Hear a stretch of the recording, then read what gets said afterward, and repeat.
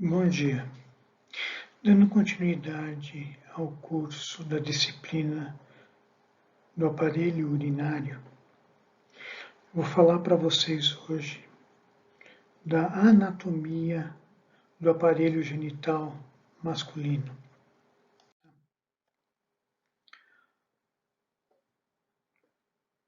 Há uma semelhança do aparelho urinário que vocês viram de manhã com a doutora Ana Paula, que a gente tem um órgão produtor de urina, que é o rim, e toda uma via canalicular que pega essa urina dentro do rim e leva até o meio externo. Nós vamos ter no sistema genital masculino algo semelhante. Nós vamos ter um órgão principal, que é o testículo, que tem a função de produzir os gametas masculinos, bem como a maior parte do hormônio masculino, a testosterona, e toda uma via canalicular que vai captar esses espermatozoides de dentro do testículo e vai levá-lo até o meio externo. Tá? Então, testículo. O testículo é uma estrutura ovalada, tá certo? Que está localizada em compartimentos individualizados dentro do escroto, que apresenta um polo superior, um polo inferior, uma face anterior, uma face posterior, uma margem lateral e uma margem medial. Envolto nesse testículo, nós temos uma cápsula de tecido conjuntivo fibromuscular, a túnica albugínea, que emite septos, tá certo? Dividindo o parênquima testicular em lóbulos. Cada lóbulo apresenta, em média, 1 a 4 túbulos seminíferos tortuosos, aonde nós temos a produção dos espermatozoides. Essa túnica albugínea, ela se espessa na face, na margem posterior do testículo, no interior do qual nós vamos ter uma estrutura chamada rede testes, que vai captar esses espermatozoides e vai direcioná-los ao epidídimo em sua porção superior ou na sua cabeça. Tá? Então, aqui nós temos representado um testículo. Isso aqui por fora seria a túnica albugínea. Como nós dissemos, a túnica albugínea emite septos. Esse septo está dividindo o testículo em lóbulos. Cada lóbulo vai ter 1 a 4 túbulos seminíferos. Os espermatozoides são produzidos nesses túbulos seminíferos, que a gente chama de túbulos seminíferos convolutos. Esses túbulos seminíferos convolutos, eles vão se direcionar para um túbulo seminífero ainda chamado túbulo seminífero reto. Esse túbulo seminífero reto, ele vai perder as células da linhagem germinativa. Aqui nós vamos ter inicialmente só células de Sertoli, e à medida que a gente caminha para essa região espessada, que como nós falamos, da túnica albugínea, que chama mediastino, e no interior do qual está a rede testes, essas células de Sertoli vão desaparecendo e nós vamos encontrar aqui células cúbicas baixas. Então, produção dos espermatozoides nos túbulos seminíferos convolutos. Túbulos seminíferos retos, nós não temos mais produção de espermatozoide. E essa rede labiríntica que está posicionada nesse espessamento da túnica albugínea chamado mediastino, rede testes. Da rede testes vão sair 10 a 12 ductulos eferentes retilíneos, que vão em direção a essa região dilatada do epidídimo, tá certo? Que a gente vai chamar depois de cabeça do epidídimo, tá certo?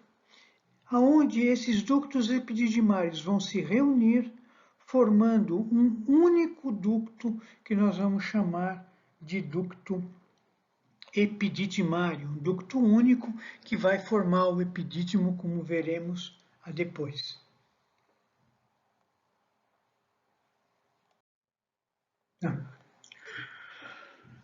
Aqui nós temos um corte de um túbulo seminífero que a finalidade é a gente poder reconhecer as células da linhagem germinativa. Células essas que vocês já viram no primeiro ano e já devem ter alguma noção. Então, nós temos aqui a luz do túbulo e aqui a porção basal do túbulo, tá certo? Lembrando que as células da linhagem germinativa, elas vão ocorrer da base em direção ao túbulo. Então, essas células maiores que estão posicionadas na periferia do túbulo, tá certo? Que são células pequenas se comparadas com a célula a seguir, que é o espermatócito primário, tá certo? E a gente reconhece uma cromatina irregular, são as espermatogônias. Lembrando, os meninos, eles nascem com as espermatogônias. Essas espermatogônias, elas vão permanecer paradas até chegar na puberdade. Chegando na puberdade, parte dessas espermatogônias vão se dividir por mitose, formando novas espermatogônias, tá certo? Ou seja, a gente tem produção de espermatogônia a vida inteira do homem. Por conseguinte, é possível o homem ter fertilidade ao longo de toda a sua vida adulta, tá? É possível um homem de 80 anos engravidar uma pessoa. Por quê? Por causa dessa produção de novas espermatogônias por aquele processo típico chamado mitose. Parte dessas células, tá certo? Dessas espermatogônias, elas vão entrar num processo de diferenciação e elas vão crescer, vão se especializar, a cromatina vai ficar condensada e elas vão passar a ser o espermatócito primário. É importante relembrar que a passagem de espermatogônia para espermatócito primário, nós não temos processo de divisão celular, e sim, única e exclusivamente, um processo de especialização. Aqui está a espermatogônia, essa célula grande com cromatina condensada. O espermatócito primário vai sofrer a primeira divisão meiótica, que é a divisão reducional, e vai formar o espermatócito secundário. O espermatócito secundário é uma célula que vive muito pouco tempo. Portanto, ela nem sempre nós conseguimos identificar na hematoxilina e eosina. O espermatócito secundário vai sofrer a segunda divisão meiótica e vai formar a espermátide, tá certo? E a espermátide vai sofrer um processo de especialização, que é a espermiogênese, que vai levar à formação do espermatozoide. Então, nós temos, da base em direção à luz do túbulo, nós temos a espermatogônia, o espermatócito primário, o espermatócito secundário, as espermátides e os espermatozoides. Tá certo? Se nós considerarmos a célula mais fácil de identificar, que é o espermatócito primário, que está aqui, o que está acima dela vai ser espermátide, o que está em direção à luz, e o que está abaixo dela, ou seja, em direção à base, tá certo, do túbulo, são as espermatogônias. E o espermatócito secundário é uma célula difícil de nós conseguirmos identificar. Então, aqui um outro corte de um túbulo seminífero convoluto, onde nós podemos identificar facilmente as espermatogônias, que estão aqui na base do túbulo. Essas células grandes com cromatina condensada são os espermatócitos primários. Essas células menores, que frequentemente conseguimos identificar o nucleolo, são as espermátides, e as espermátides, sofrendo um processo de especialização, vão levar à formação dos espermatozoides em direção bem próximo da luz do túbulo. No túbulo seminífero convoluto, nós também encontramos as células de Sertoli, as células sustentaculares de Sertoli. Essas células são células alongadas que se estendem da base à luz do túbulo, estão conectadas umas células de Sertoli a outras através de zônulas de oclusão, formando o quê? Formando dois espaços, um espaço que a gente chama de espaço basal, aonde estão as espermatogônias, e um espaço que está acima, que a chamamos de adiluminal, aonde estão as outras células da linhagem germinativa. Tá?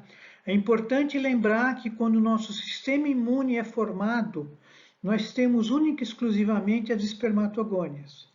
Todas as outras células da linhagem germinativa, espermatócitos primários, secundários, espermátidos e espermatozoides, eles não são reconhecidos pelo nosso sistema imune, tá certo? Então, as células de Sertoli, o que elas fazem? Elas formam o que a gente chama de barreira hematotesticular, impedindo o contato do sangue com as outras células da linhagem germinativa que não a espermatogônia, tá certo? Impedindo com isso que ocorra a formação de anticorpo anti-espermatozoide.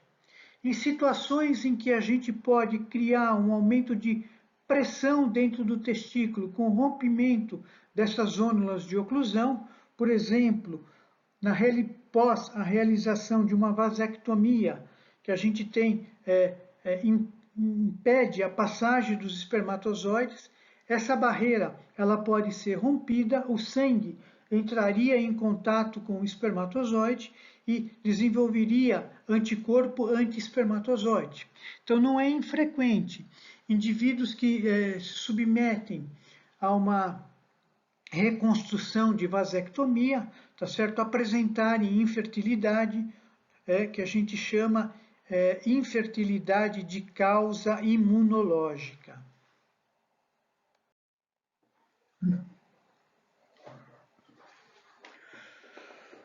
O testículo ele vai ser basicamente irrigado por 3 artérias. A artéria testicular, que é ramo direto da aorta, e 2 artérias que são ramos da artéria ilíaca interna, que é a artéria cremastérica e a artéria deferencial. A drenagem do testículo ela se faz por várias veias que vão se juntar na região do funículo espermático, no que a gente vai chamar de plexo pampiniforme.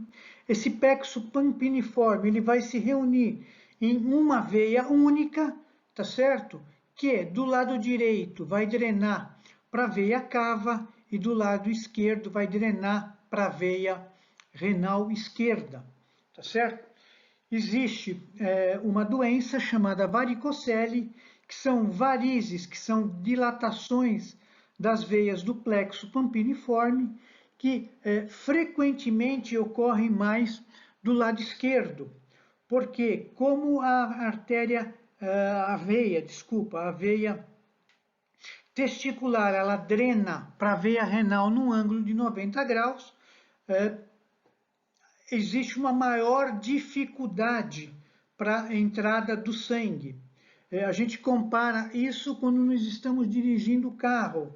Se você vai entrar numa estrada, numa rua a 45 graus, como a veia testicular direita entra na veia cava, é muito mais fácil, você não precisa parar, que quando você vai entrar num cruzamento, igual entrar aqui na veia renal esquerda. Você tem que parar para poder entrar. Então, a varicocele do lado esquerdo ela é muito mais frequente. tá? Quando nós encontramos uma varicocele exclusiva do lado direito, é prudente que se procure se não existe alguma causa de obstrução, por exemplo, um tombo na veia cava que impeça o sangue de retornar livremente para a veia cava, tá certo? Fazendo com que a gente tenha uma varicocele do lado direito. Por exemplo, em caso de tumores de testículo que apresentam trombos tumorais para o interior da veia cava. E a drenagem linfática? A drenagem linfática é muito importante nós recordarmos. O testículo, quando ele é feito dentro da cavidade abdominal, tá certo? Ele é feito medialmente aos ductos mesonéfricos.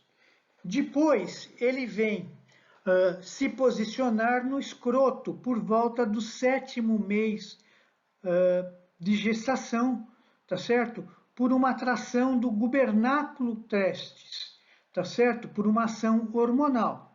Então, se o testículo é feito dentro da cavidade abdominal, a sua drenagem linfática, ela faz para linfonodos o quê? Linfonodos aórticos e paraórticos, ou seja, para linfonodos lombares. Ela não se faz para linfonodos inguinais, superficiais ou profundo, diferentemente da drenagem linfática do escroto. A drenagem linfática do escroto se faz para linfonodos inguinais. Do ponto de vista do tratamento cirúrgico dos tumores de testículo, isso é muito importante.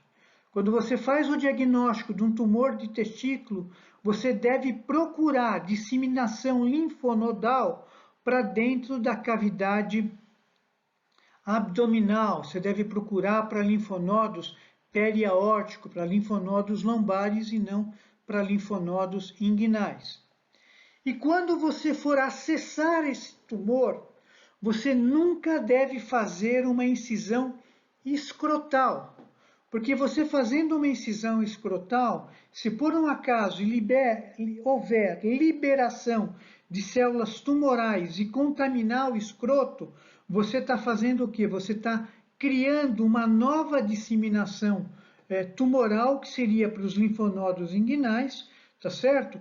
Que normalmente não é de se esperar. Então, quando a gente vai fazer uma orquiectomia para tratamento de tumores de testículo, a incisão que deve ser feita, o acesso cirúrgico deve ser feito através de uma incisão inguinal e nunca através de uma incisão escrotal.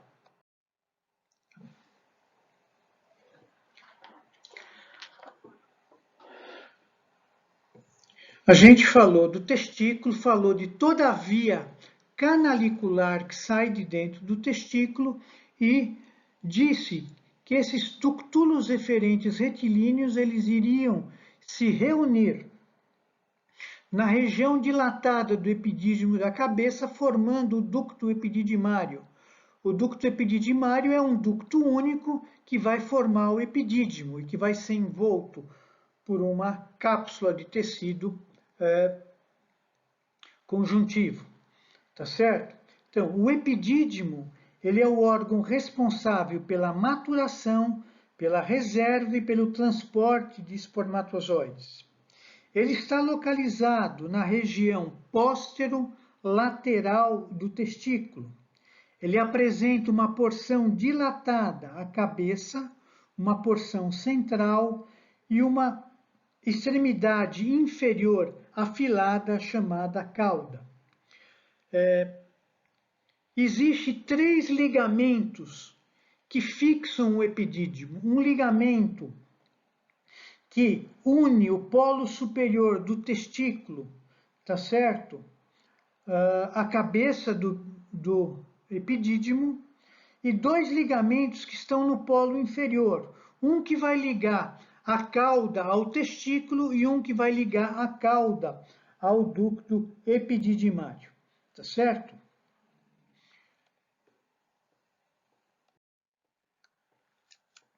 Como nós já falamos anteriormente, O testículo ele é feito dentro da cavidade abdominal e ele vem se localizar no escroto por volta do 7º mês de gestação, por uma atração do gubernáculo através do seu encurtamento, estimulado por uma origem hormonal, através da testosterona. Tá certo? Então, como ele caminha de dentro da cavidade abdominal para o escroto, ele vai trazer estruturas, tá certo? Que estão dentro da cavidade abdominal em direção a ele. Então, nós vamos ter, ligando ao testículo, nós vamos ter as artérias, artéria diferencial, artéria cremastérica, artéria testicular, nós vamos ter o plexo pampiniforme, nós vamos ter o ducto deferente, nós vamos ter as fáscias envoltórias, como a gente vai ver depois, a face espermática externa, a face cremastérica, a face espermática interna, tá certo? Então, essa comunicação do testículo em direção à cavidade abdominal, a gente chama de funículo espermático.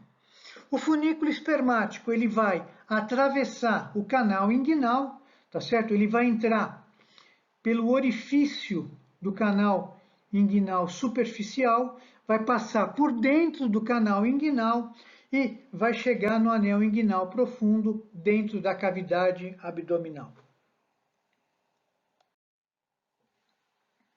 O escroto é uma bolsa, tá certo? Que tem a finalidade de armazenar os dois testículos, tá certo? Esses testículos, eles estão individualizados dentro do escroto, existe uma RAF que separa o testículo direito do testículo esquerdo, de tal maneira que eles não têm contato um testículo com o outro. E o testículo nada mais é que a representação, tá certo, da parede abdominal na sua porção mais inferior, na sua porção abaixo do anel inguinal superficial. Isso significa que nós vamos encontrar no escroto todos os elementos que nós encontramos, tá certo, na parede abdominal anterior. De dentro para fora, o elemento mais externo que temos é a pele. O elemento mais externo que temos no escroto também é a pele. Na parede abdominal anterior, abaixo da pele, nós temos o tecido celular subcutâneo. No escroto, nós temos o músculo dartos. O músculo dartos é um músculo liso que está posicionado abaixo da pele e que dá esse aspecto enrugado do testículo. Abaixo da fáscia subcutânea, nós vamos ter o quê? Nós vamos ter o músculo oblíquo externo. O músculo oblíquo externo ele vai ser representado no escroto pela fáscia espermática externa. Embaixo do músculo oblíquo externo, nós temos o músculo oblíquo interno. O músculo oblíquo interno ele vai ser representado por quem? Pela fáscia cremastérica. E na altura do anel inguinal superficial, abaixo do músculo oblíquo externo, nós vamos ter a fáscia transversalis. A fáscia transversalis ela vai ser representada pela fáscia espermática interna. As fáscias espermática interna, cremastérica e face espermática interna, elas também, envolvem o funículo espermático, sendo que a fáscia cremastérica no funículo espermático, ela vai ter algumas fibras musculares, o músculo cremaster, que vai ser responsável pelo movimento de ascensão e descendo do testículo. Qual é a finalidade do escroto? A finalidade do escroto é manter a temperatura do testículo numa temperatura ao redor de 35 graus. Se nós deixarmos o testículo dentro da cavidade abdominal a temperatura é 37 graus. Portanto, existe a possibilidade de não ocorrer produção de espermatozoides, tá certo? Então, o que acontece? Num dia de calor, o testículo ele tende a ficar mais longe do corpo, para que ele possa manter uma temperatura menor. Num dia mais frio, para que ele possa manter temperatura, ele vai ficar mais próximo do corpo. Quem faz esse movimento de levantar e abaixar o testículo é esse músculo cremaster que está envolto no funículo espermático e que nada mais é fibras, tá certo? Do músculo oblíquo interno. Abaixo da face espermática interna, a gente vai ter a túnica vaginal parietal e a túnica vaginal visceral, tá certo? Que nada mais são representações do peritônio parietal e do peritônio visceral, tá certo? Essas túnicas vaginal parietal, elas vão envolver o testículo anterolateralmente e o epidídimo. E a região que existe um contato entre o testículo e o epidídimo, a gente não tem túnica vaginal nesta região.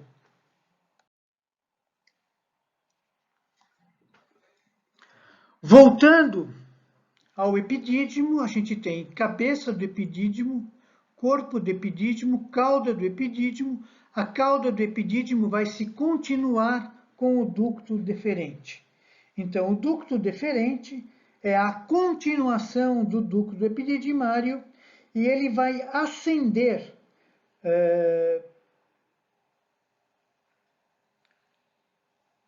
medialmente ao epidídimo, tá certo? E vai estar envolto pelo plexo pampiniforme. Vai, junto com o funículo espermático, vai entrar inicialmente no anel inguinal superficial, vai passar pelo canal inguinal, chegando na altura do anel inguinal profundo, ele vai se separar do funículo espermático, sendo que vasos linfáticos, veia e artéria sobem em direção à região lombar, enquanto que o deferente, tá certo? Ele se flete e desce em direção à fáscia posterior da próstata. Ele vai cruzar o deferente e vai entrar medialmente às vesículas seminais. A hora que ele recebe o ducto da vesícula seminal, tá certo? Ele penetra na parede posterior da próstata, perde o músculo liso e ele passa a se chamar ducto ejaculador. Então, ducto ejaculador é a continuação do ducto deferente dentro da próstata. E por fim, a vesícula seminal, que tem um formato alongado, piliforme, tá certo? Com uma extremidade superior alargada e uma extremidade inferior afilada, tá certo? Ou colo, que vai se reunir, se juntar com a ampola do ducto deferente, tá certo? Apresenta várias cavidades no seu interior, sendo sua parede em grande parte formada por musculatura lisa, tá certo? A vesícula seminal, ela está se relacionando à porção do trígono, tá certo? Da bexiga, tá certo? E posteriormente ela é separada do reto pelo septo reto prostático, tá certo? A vesícula seminal, ela é irrigada através de ramos seminais que partem da artéria ilíaca interna, através da artéria do ducto deferente e ramos da artéria vesical inferior e artéria retal média. A vesícula seminal é responsável por produzir aproximadamente 50% do líquido seminal, que vai se juntar com o líquido prostático, tá certo? Naquilo que será ejaculado. Então, aqui nós temos um corte do ducto deferente. O ducto deferente é um túbulo, tá certo? Que tem a finalidade de conduzir os espermatozoides, tirando-os do epidídimo e levando até o ducto ejaculador para que ele possa chegar na parede da próstata. É uma estrutura que ela é rica em músculo liso, é a estrutura no nosso corpo que nós temos a maior quantidade de músculo liso, tá certo? E vamos ter um tecido epitelial pseudoestratificado, tá certo? Tecido epitelial pseudoestratificado e entre essa mucosa abaixo a gente tem uma lâmina de tecido conjuntivo, tá certo? A luz do ducto deferente, ela é uma luz única, tá certo? Porque diferentemente da ampola do ducto deferente, como nós falaremos anteriormente, tá? E aqui a gente tem um corte da ampola do ducto deferente, onde a gente consegue enxergar a quantidade de músculo liso e repare que a ampola do ducto deferente, que está posicionada medialmente à vesícula seminal, ela tem o que? Uma luz labiríntica, tá certo? Diferentemente da luz do túbulo deferente.